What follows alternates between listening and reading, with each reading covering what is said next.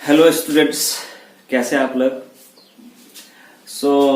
आज जो है हम बेसिकली स्पेशल न्यूमेरिकल क्लास लेंगे जिसमें कुछ ऐसे न्यूमेरिकल्स हैं जो नेट के बिहाफ पे होगा और जेई के कुछ लेवल पे होगा, जेई के मेन से कुछ लेवल पे होगा, लेकिन नेट के लिए ज़्यादा इफेक्टिव है ये हमारे लिए। तो आज जो है उस चैप्टर का नाम है dual nature of radiation and matter. तो सबसे पहला प्रॉब्लम ये क्या आता है कि बहुत सारे स्टूडेंट्स का ऐसा प्रॉब्लम रहता है, ऐसे मतलब कि सर न्यूमेरिकल कैसे सॉल्व करें, हमें कैसे सॉल्व करना चाहिए, हम कैसे समझेंगे कि कहाँ पे कौन सा फॉर्मूला लगना है। तो इन चीज़ों को समझने के लिए सबसे पहला हमारा ये रूल्स होता है बनाने के लिए कि हमें उस चैप्टर को लेकर जो भी फॉर्मूला पढ़ाया गया है उस फॉर्मूला का एक अलग से हम लोग लिस्ट कर लें। लिस्ट करने के बाद उसको थोड़ा याद करना पड़ेगा, क्योंकि ये आपको करना पड़ेगा, नहीं करिएगा तो न्यूमेरिकल नहीं बनेगा। फॉर्मूला याद करने के बाद हमें फॉर्मूला याद करना ही जरूरी नहीं है कि जरूरी यह है कि हमारे पास यूनिट्स का अच्छा होना बहुत जरूरी है कि कौन सा यूनिट कहाँ पे लगेगा, कहाँ पे है। तो यूनिट के हिसाब से आप उसके डिनोटेड को आप शो कर सकते हैं। फॉर एन एग्जाम्पल के मान लेते हैं कि हमारे पास मान लीजिए कि किसी ऑब्जेक्ट का जो है, किसी ऑब्जेक्ट से फोर्स लग रहा है, मतलब 20 न्यूटन का। इसका मतलब क्या, न्यूटन क्या है, न्यूटन तो फोर्स का यूनिट है, हमने लिख दिया एफ। तो यानी ये मालूम चल गया। अगर हमको ये ना भी मालूम हो तो आप इसके थ्रू आप मालूम कर सकते हैं ये क्या दिया हुआ है। इसलिए हमें इसका यानी न्यूटन का यानी यूनिट्स का जानना जरूरी होगा कि ये यूनिट्स किसका है। तो ये यूनिट अगर मालूम हो गया तो आप न्यूमेरिकल बनाने के लिए सबसे पहले इसके बारे में लिख देंगे, फिर आप मालूम चल जाएगा कि क्या क्या चीज गिवन दिया और हमें क्या फाइंड आउट करना है। कभी कभी आपको रिलेटिव टाइप का आएगा कि मतलब ये दिया हुआ है लेकिन हमको निकालना वो, तो पहले इनसे जो बाद वाला निकले पहले उसको निकाले, उससे कोरिलेट को है उसको निकालिए। तो सबसे पहले यह है कि हमें न्यूमेरिकल सॉल्व करने से पहले हमें फॉर्मूला लिस्ट को याद करना जरूरी है। तो जैसे हम ये बात जानते हैं कि एक इलेक्ट्रॉन वोल्ट की जो वैल्यू होती है 1.6 इंटू 10 का पावर -19 जूल। यानी हम लिस्ट इस टॉपिक के इस चैप्टर का जितना भी लेक्चर लिया उस लेक्चर के हिसाब से हमने फॉर्मूला लिस्ट किया है। तो ये वैल्यू इसकी इतनी होती है। और वर्क फंक्शन ये होता है कि एक बच्चे का अभी कमेंट आया था कि सर हम वर्क फंक्शन थोड़ा मिस्टेक कर गए, समझ नहीं आ रहा है, तो बता रहा हूं मैं वर्क फंक्शन होता क्या है। जैसे आपका ये मेटल सरफेस है या आपका कोई सरफेस है या आपका कोई पीस है, इस पे जब कोई लाइट फॉल करती है किसी फ्रीक्वेंसी के साथ, जब कोई लाइट रेडिएशन फॉल करती है किसी मेटल सरफेस के साथ, तो इस मेटल सरफेस से जो फ्री इलेक्ट्रॉन्स को यानी इस मेटल सरफेस पे जो फ्री इलेक्ट्रॉन होंगे उसको बाहर निकालने में, यानी यहां पर जो मौजूद इस प्लेट पे जो मौजूद फ्री इलेक्ट्रॉन होंगे, इस फ्री इलेक्ट्रॉन को बाहर निकालने में, एग्जिट करने में, इमिट करने में जो एनर्जी लगाती है वही तो वर्क फंक्शन कहलाता है। तो वर्क फंक्शन समझ में आया। लाइट फॉल किया तो लाइट फॉल करने के बाद जो प्लेट पे फॉल कर रहा है तो प्लेट से जो हमारा फ्री इलेक्ट्रॉन निकलेगा, तो फ्री इलेक्ट्रॉन निकालने के में जो एनर्जी लग रही है वही वर्क फंक्शन है। तो वर्क फंक्शन जो हमारे पास ठीक है वो उसको डिनोट करते हैं W से या फाई से, जो क्या होता है बराबर होता है इलेक्ट्रॉन वोल्ट। इलेक्ट्रॉन वोल्ट मतलब आप एनर्जी की बात कर रहे हैं, यानी कि एनर्जी मतलब क्या कि प्लेट के सरफेस से जो इलेक्ट्रॉन को बाहर निकाल रही है उसमें जो एनर्जी लग रहा है, तो मतलब क्या ये बराबर है इसके, ठीक है। और तीसरा हमारे पास है कि वर्क फंक्शन बराबर काइनेटिक एनर्जी, यानी जितना वो एनर्जी देगा उतना ही मतलब कि उतना ही जितना उसने मिनिमम फ्रीक्वेंसी निकाला तो जितने एनर्जी से निकलेगा, मतलब अगर कम एनर्जी दिया तो इसकी स्पीड कम होगी, इलेक्ट्रॉन निकलने की बार की स्पीड, और कम एनर्जी दिया तो इसके इलेक्ट्रॉन की स्पीड कम होगी, ज्यादा एनर्जी दिया तो ज्यादा स्पीड निकलेगा। तो डिपेंड करता है कि जितना वर्क फंक्शन होगा प्लेट के ऊपर उतना ही एनर्जी के साथ, उतना ही मतलब एनर्जी के साथ वो इलेक्ट्रॉन बाहर निकलेगा, ठीक है। इसलिए कहा गया है कि W बराबर यानी वर्क फंक्शन बराबर काइनेटिक एनर्जी। वर्क फंक्शन का वैल्यू कितना, EV0 बराबर 1/2 यानी हाफ mv²।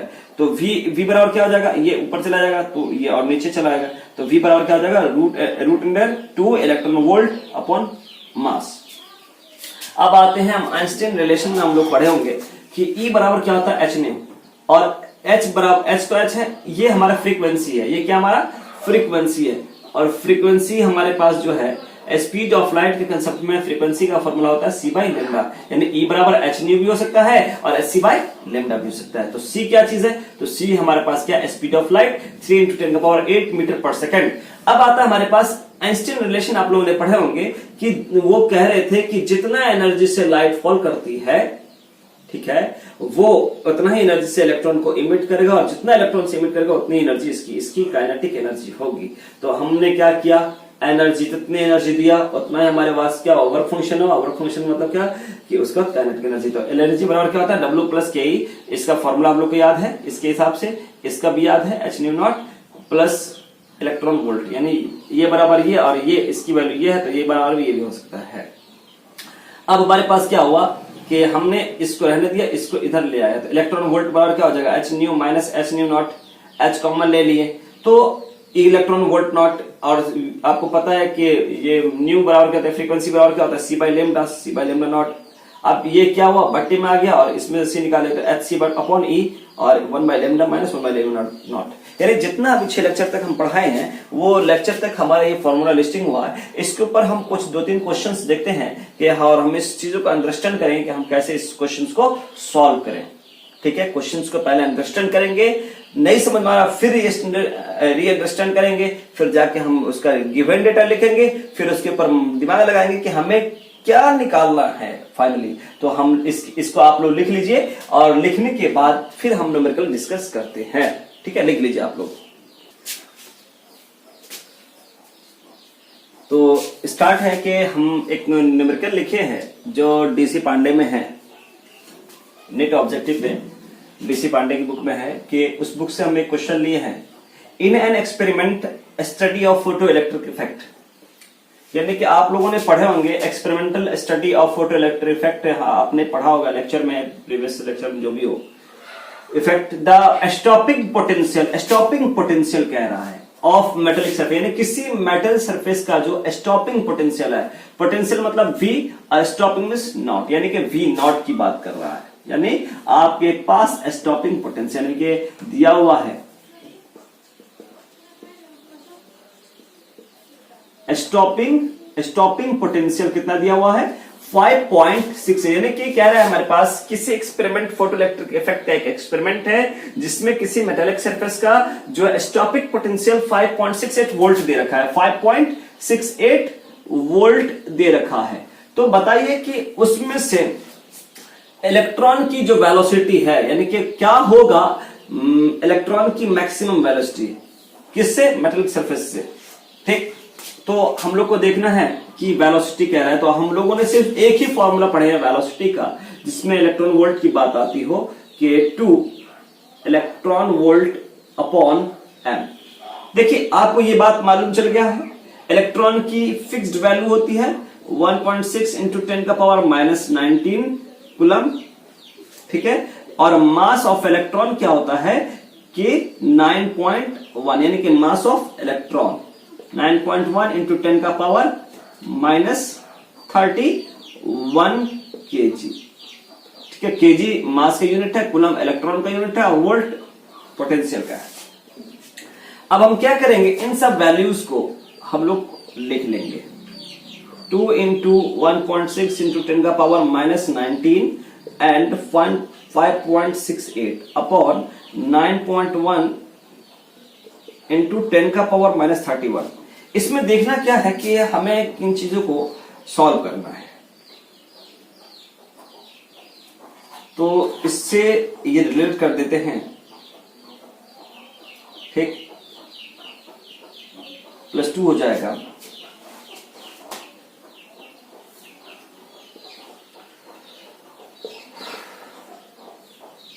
तो हम लोग को मल्टीप्लाई करना है 2 इंटू 16 इंटू 568 अपॉन 91 इंटू 10⁻⁻90 और +31 -2। फिर हम लोग आगे देखेंगे कि V बराबर क्या होता है,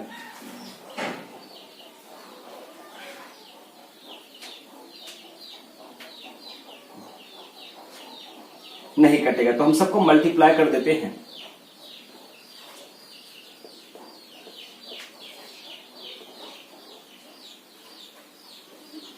मल्टीप्लायर।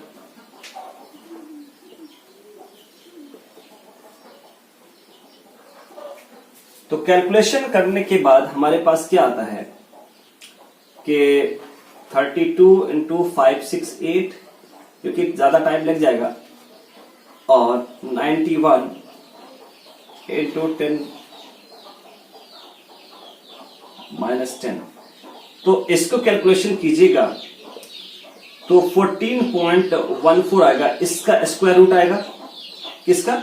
इतने का स्क्वायर रूट आपको 14.14 आएगा इंटू 10 का पावर -5 होगा। जितना भी इसका होगा, -10 है तो इसका स्क्वायर रूट निकालें तो -5 हो जाएगा। अगर इसका एक पॉइंट इधर करते हैं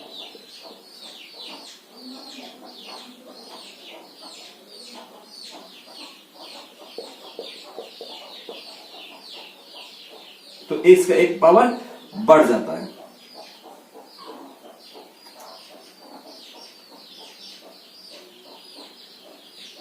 कैलकुलेशन करना पड़ेगा हम लोग को।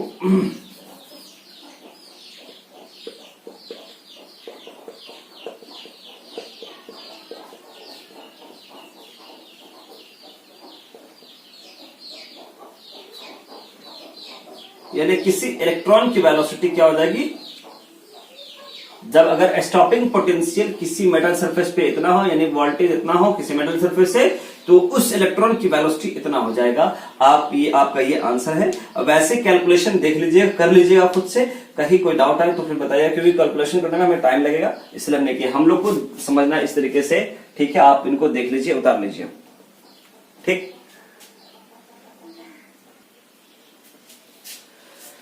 दूसरा क्वेश्चन है कि the work function of a certain metal is 4.2 electron volt. यानी क्या कह रहा है कि जो किसी मेटल का हमारे पास जो वर्क फंक्शन है, ठीक, तो किसी मेटल का हमारे पास क्या है, वर्क फंक्शन। वर्क फंक्शन कितना है? 4.2 इलेक्ट्रॉन वोल्ट। मतलब कि 4.2, एक इलेक्ट्रॉन वोल्ट की वैल्यू कितना होता है? 1.6 इंटू 10 का पावर -19 जूल। अब यहां पे हमें ये कह रहा है कि will this metal give a photoelectric emission for incident radiation of wavelength 330 nanometer. यानी कह रहा है हमारे पास कि किसी मेटल के ऊपर जो आने वाली जो लाइट की जो रेडिएशन है, यानी फोटोन की जो एनर्जी है, अगर उसका वेवलेंथ इतनी है, वेवलेंथ कितना हमारे पास 330 नैनोमीटर, तो सबसे पहली बात, 1 नैनोमीटर बराबर कितना है? 10 का पावर -9। यानी इतनी दूरी से कितने अमाउंट में एनर्जी आ रहा था। तो हमारे पास एनर्जी यानी फोटोन की एनर्जी बराबर क्या होता है? h new. और ये हम लोग को मालूम है कि hc/λ होता है। क्यों? क्योंकि लैम्डा दिया हुआ है। और हमें ये देखना है कि h की वैल्यू कितना होता है हमारे पास? 6.62 10 का power -34 joule second multiply speed of light की जो वैल्यू होता है 10 का पावर 8 अपॉन जो हमारा वेवलेंथ दिया हुआ है, ठीक, कितना? 330 इंटू 10 का पावर -9। अब इससे हम क्या करेंगे? हम लोग एनर्जी निकालेंगे कि हमारी एनर्जी कितनी दे रखी है, ठीक। तो इसको सॉल्यूशन कैसे कीजिएगा कि सबको क्या करिए,